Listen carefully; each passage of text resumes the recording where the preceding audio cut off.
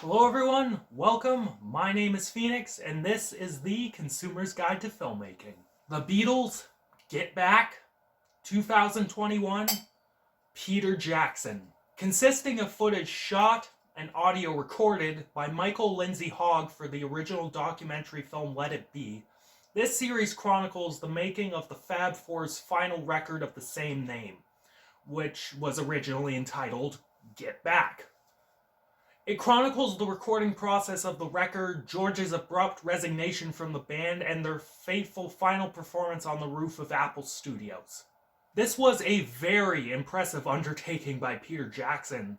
It was a comprehensive and detailed chronicle of what is arguably the GOAT rock band. To begin this review, I will start by stating the obvious criticism. This series is way too fucking long. Clocking in at over 6 hours, each episode is a fucking 2 to 3 hour movie.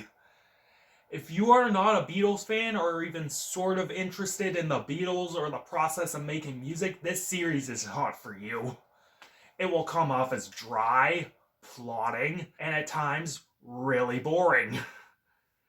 Even to someone like me, who one, likes the Beatles to some extent, and two, is a musician who understands and loves seeing and taking part in this process, this documentary was at times really rough to get through.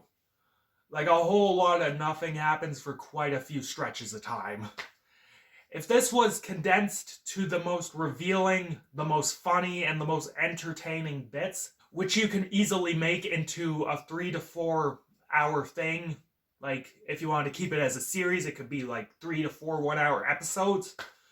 I would be way more impressed with this. But I have to respect Peter Jackson for this feat, regardless. What is amazing is that there are just hours upon hours of footage and audio that is still around from the making of Let It Be. It was way more than I thought it would be. Jackson and his group dug through all of this and compiled what they thought and what I and many others think was the most honest and unbiased portrayal of the band.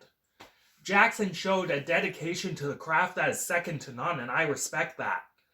It's a technical feat to cut down that much footage and audio and compile it into something coherent.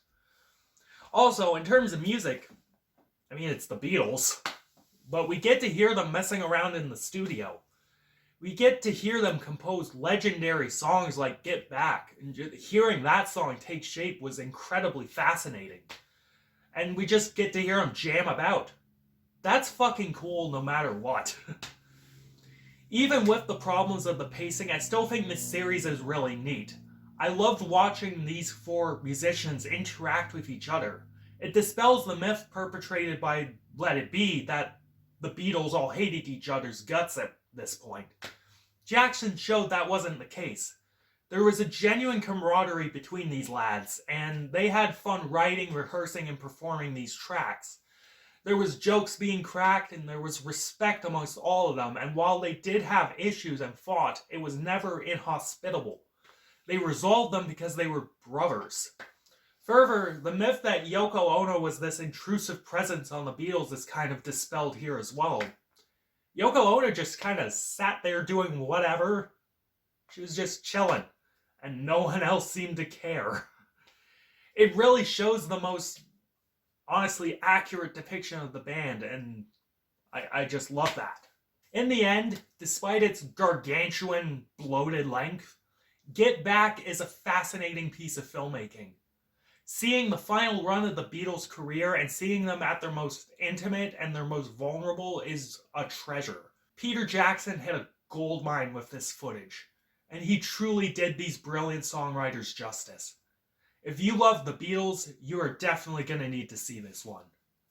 Recommended. And I am feeling an 8 out of 10 on this one. Might be generous, but this series is really effective if you're into the subject matter. Catch you later, guys.